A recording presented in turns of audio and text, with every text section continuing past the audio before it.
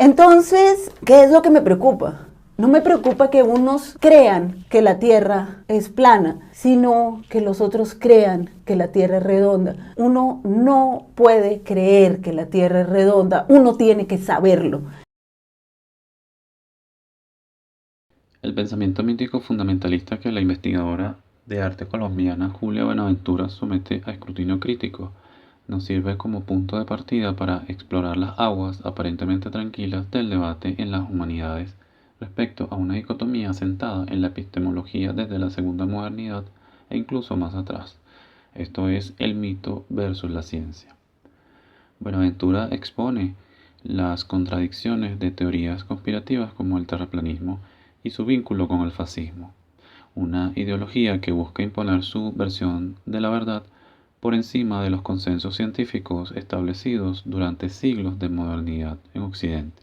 Lo curioso de las observaciones de Buenaventura a través de su agudeza crítico-teórica es la similitud que su discurso adquiere con la postura terraplanista que tan hábilmente critica, al apoyarse en un argumento dicotómico, presente tanto en la ciencia empírico ilustrada como en los modelos de sociedad enfrentados del siglo pasado. El socialismo soviético y el capitalismo liberal acaba por ignorar el componente mítico teórico constitutivo de la humanidad desde tiempos inmemoriales. Dicho componente también está presente en esos dos modelos utópicos de sociedad, como veremos más adelante.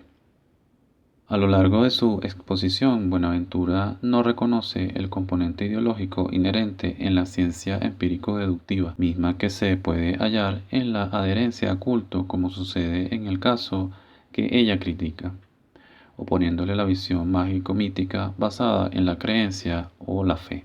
Al hacerlo, se sitúa automáticamente en el extremo opuesto, cayendo en la misma trampa que señala. Además, ignora la crítica de Jung hacia esa misma ciencia que niega el componente mítico, ya que llega a citarlo en su video, pero lamentablemente lo interpreta de manera desacertada. Existen coincidencias entre la utopía del socialismo y del capitalismo en sus estructuras. José Manuel Briceño Guerrero, en su obra El laberinto de los tres minotauros, sostiene que, aunque estos sistemas se presentan como antagónicos, comparten características fundamentales que los hacen similares. Ambos promueven una visión prosaica y productivista que deshumaniza la sociedad, subordinando la vida humana a la producción y el consumo.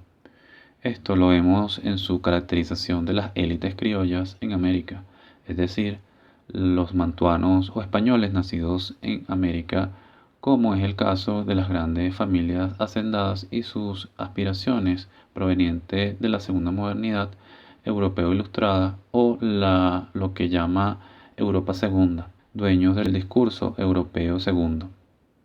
Según Briceño Guerrero, las palabras clave en el pasado fueron modernidad y progreso. Su palabra clave en nuestro tiempo es el desarrollo.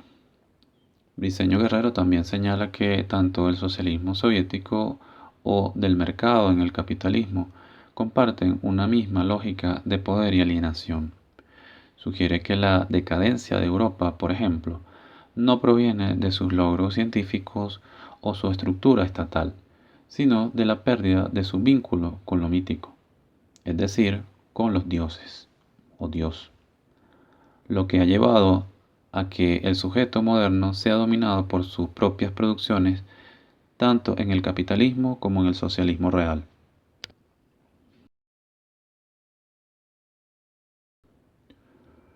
En 1960, un año antes de su muerte, Carl Gustav Jung, un médico y psiquiatra suizo, concedió una entrevista al periodista suizo Georg Hester. En ella, Jung enfatiza que la psique humana no puede ser comprendida completamente a través de un enfoque exclusivamente racionalista que reduce todos los fenómenos a lo medible.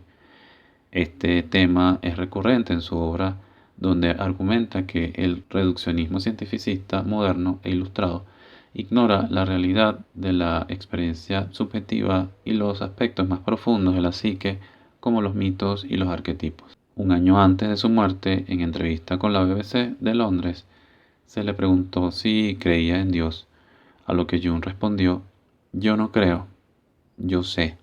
Difficult to answer. I know.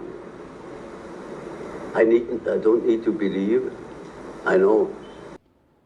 Esta respuesta enigmática ha suscitado diversas interpretaciones y es precisamente el fragmento que Julia Buenaventura cita en su interesante video.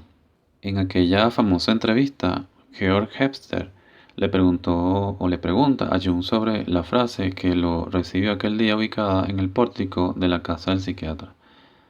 Esta inscripción que Jung hizo tallar fuera de su hogar en Suiza buscaba recordar a todos los que entraban en ella que lo espiritual está presente en la vida cotidiana, se invoque o no se invoque, Dios siempre está presente. He ahí el significado de esa famosa y enigmática locución.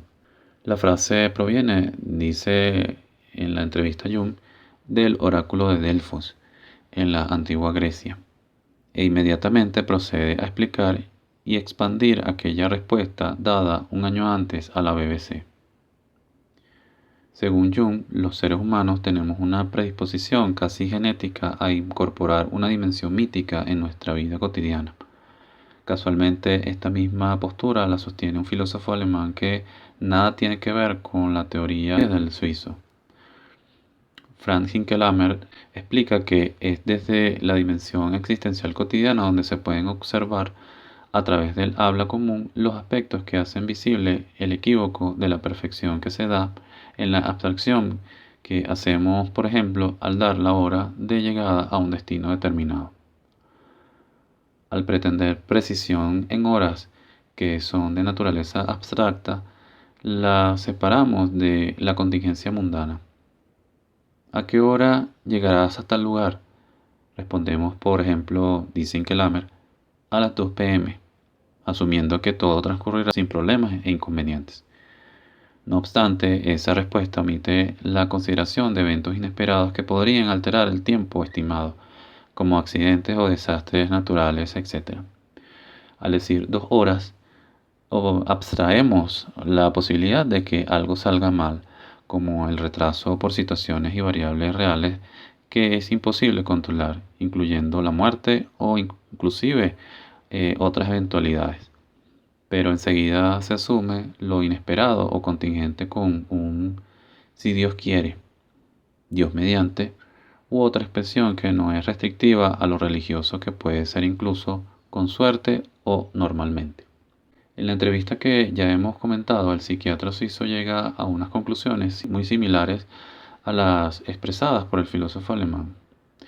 Jung reconoce en su caso la emergencia de esta dimensión religiosa ante la inminencia de eventos sobrevenidos de forma inesperada y que hacen que de manera inconsciente, seamos o no practicantes de alguna creencia religiosa específica, asumir desde expresiones populares un tipo de invocación que nos aproxima en ese instante a un espacio mítico que escapa de toda anticipación racional consciente, tal y como sucede en un accidente y su reacción exclamativa «¡Ay, Dios mío!» simplemente sale. Por supuesto, esto no tiene nada que ver con la adherencia a una fe específica. De lo que da cuenta en particular es a un estadio que está alojado en la subjetividad humana desde tiempos inmemoriales. Vocatus ad not vocatus Deus aderit. Se invoque o no se invoque, Dios siempre está presente. Es aquí donde entra la brillante divulgadora de arte colombiana Julia Buenaventura, desde un enfoque empírico secular, a partir de un video sobre el terraplanismo y su relación con el pensamiento fascista, asociado a la expresión de Jung, yo no creo, yo sé, al pensamiento científico, sugiriendo que la frase se opone al pensamiento mítico, espiritual o religioso, considerando que, según ella, una realidad no tiene relación con la otra. Sin embargo, este argumento requiere una consideración.